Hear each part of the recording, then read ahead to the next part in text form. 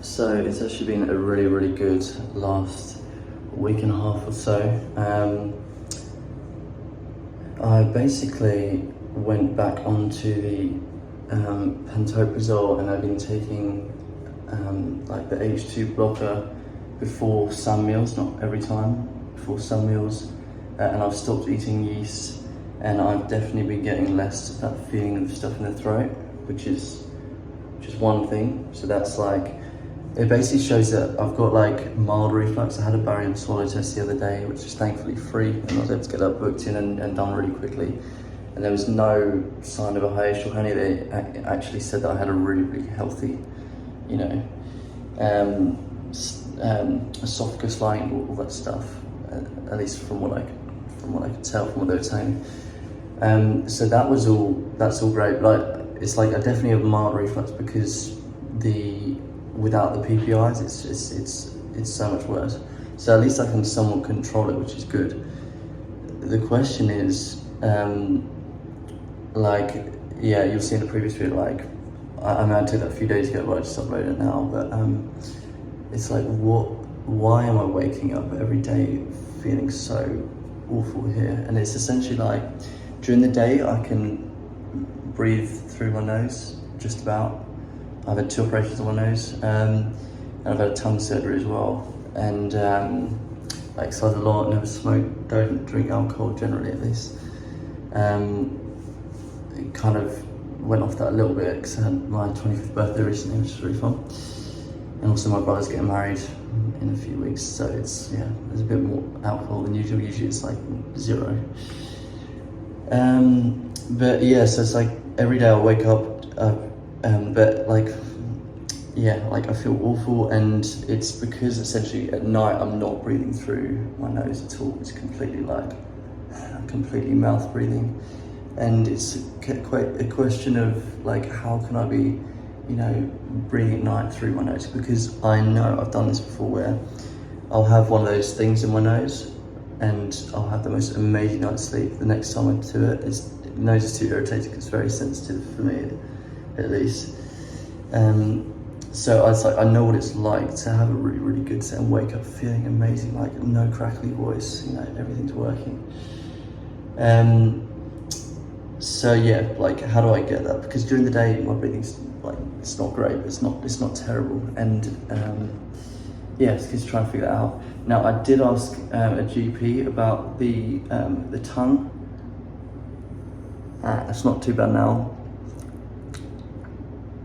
Actually, well, I showed it in the previous video.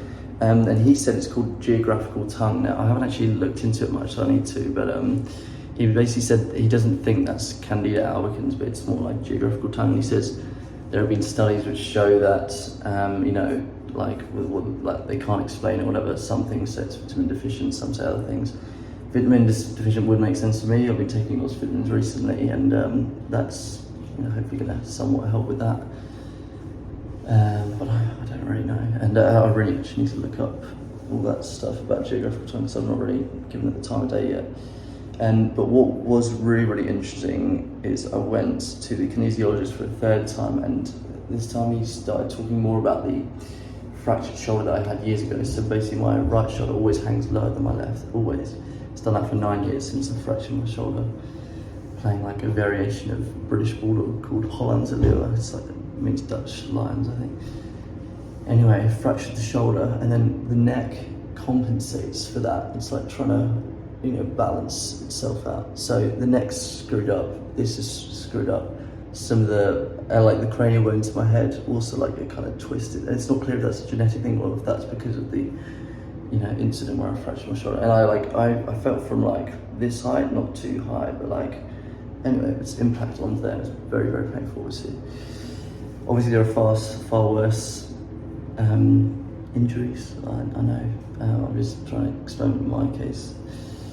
Anyway, that's done. Neck is compensating. It's also like when I was playing, you know, FIFA when I was younger, like neck's forward like this, because, you know, you're playing like that. Lots of looking at the phone, terrible habits, mouth breathing as well, like leading to forward neck posture, leads to like, you know, not developing the hard palate because the tongue's like not in the right place. All these things, right?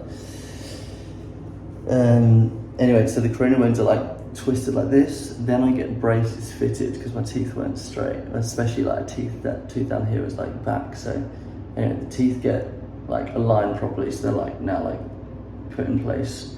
I now have these cranial bones kind of permanently fixed in place with braces, and then braces come off after a year, and then, or maybe it's like, I think it's about a year. Anyway, then I get these fixed retainers put in top and bottom teeth. They're only taken out recently, but that's after like, what's that, like 7 years or something of braces. It's just like 2 years of, you know, messed up cranial bones, like neck compensating, shoulder like, you know, messed up.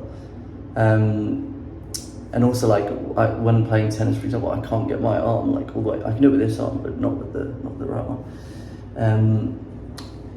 So yeah, and then like locking this in the wrong place, it's a complete mess, right? And it's over the last, you know, couple of years I've been doing so many things to try and figure out why that is.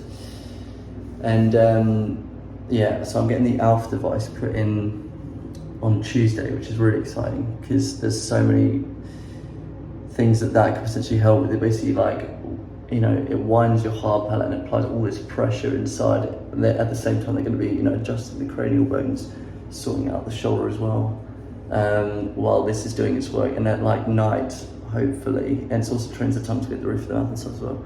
Hopefully that's going to make me sleep a lot better, which is going to solve a lot of these other things.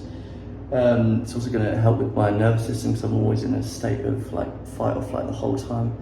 My vocal cords, as a result, they're like, you know, come together like this. They find it so hard to come together cleanly. You know, my brother will be like, just sing it like this, just bring it together.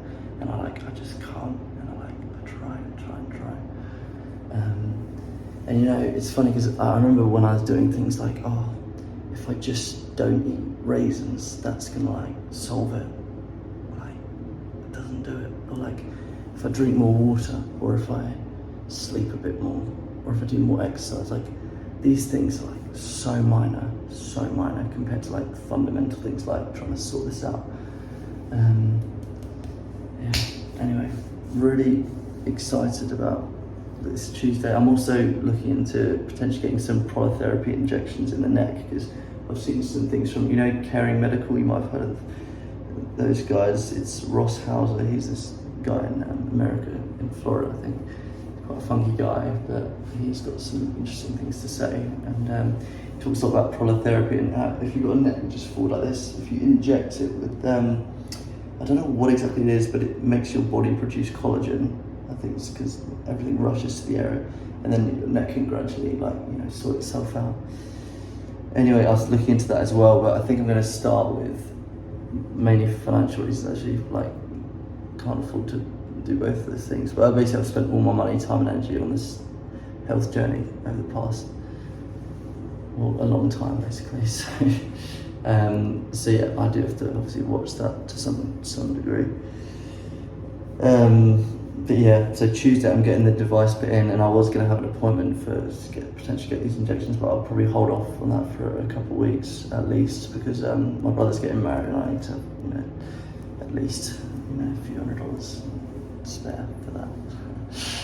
I'm his best man, so I've got to, you know, step up in terms of arranging stuff and being available and all that jazz. But yeah, but one thing that has been really good is since going to the kinesiologist the other day, because he was saying how basically you've got the kinesiologist working on the, you know, like the neck basically, essentially, like making the connection between here and here, and like, you know, trying to work on that and adjust it using the heart palate and all this stuff. And he's actually he does cranial osteopathy himself. And then I was telling him about the ALF that I'm getting in with these other guys, and he was really happy about it. He's like, oh, that's fantastic, because when he was younger, he actually had two front teeth which are quite far apart, and he actually had his palate narrowed to, like, you know, come close together. And honestly, like, they're not that close together now, but it's better than before, I imagine. And he says that caused so many problems, like he can't even like smile very well now, and like, yeah, he didn't actually go into it, to be honest, so I'm kind of just taking his word for it, but he said it caused all sorts of other issues with his, you know, whatever. I don't want to speculate, but I imagine things to do with like breathing and all that stuff.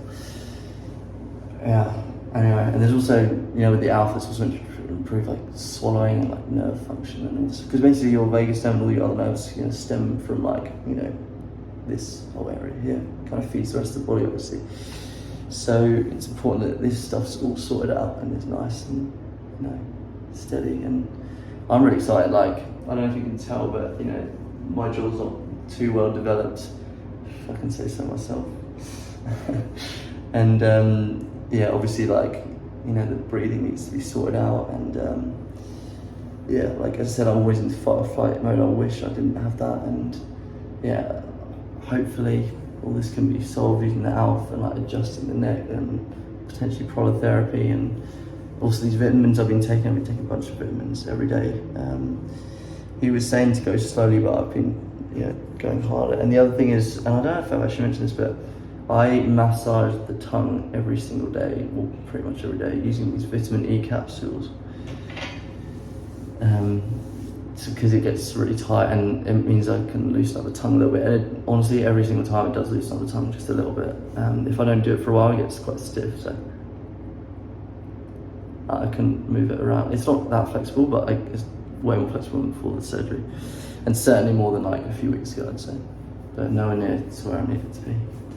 Anyway, that's quite a long video, and there's a lot in there, but that's just kind of an update where I am. Oh, really quick, I just want to say, like, I've had less reflux since doing the yeast and having the PPIs. Obviously, I hate doing that stuff. PPIs and H2 blockers, less reflux and stuff in the throat since then.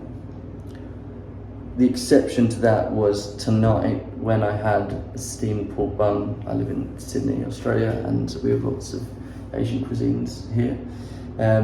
So I was having some dumplings and a pork bun as well. And for dinner, saw that in the new June movie in 40X, which is really, really cool. That's a side tangent. Anyway, the point is I had pork bun and it has yeast in it, and I didn't even know that at the time. Otherwise, I wouldn't have had it, right? And then I remember after the meal, like, my brother was asking, because he's the one who's getting married, and I was going to see the movie with him, and he was like, could tell that I was a bit down after the meal, and he's like, well, what's up? And I was like, well, I've got, after 2 weeks, I've got that feeling in my throat again, that, you know, it's so annoying. And then it dawned on me, like during the movie actually, I was like, wait, does the pork bun or the dumplings, does that have yeast in it? I looked it up afterwards. The dumplings don't, we had like 10 of them or whatever, but the pork bun does actually, and I'm just wondering if that was contributing, and that makes sense because I've got a yeast allergy, one mild yeast allergy. So maybe it's even like not reflux, maybe it's like postnasal drip because it's irritating the sinuses, drips down to cause whatever, I don't know, but the point is I had that feeling in the throat. Anyway, things that I wanted to say is this video, the good stuff is that my NG and all that stuff, since the neck adjustment by the kinesiologist, you know, did this and like some other stuff I don't actually know, to be honest.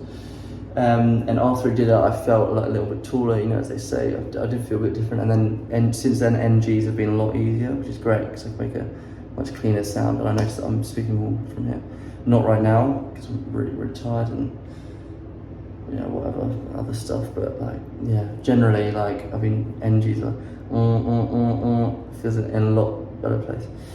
I'm going to leave it there, and I'm going to talk to you all tomorrow. I've actually got 2 services I've got to do tomorrow, and hopefully they'll go better. Like, usually it's like 20% of the time really, really good, 20% of the time okay, 60% of the time awful. My voice is so inconsistent. Hopefully it's going to get better. Well, I hope it's already better now, and it's going to get better, a lot better. Hopefully with that ALF, this whole area develops a lot better for you. Anyway, I'll speak to you all soon. Thanks for watching.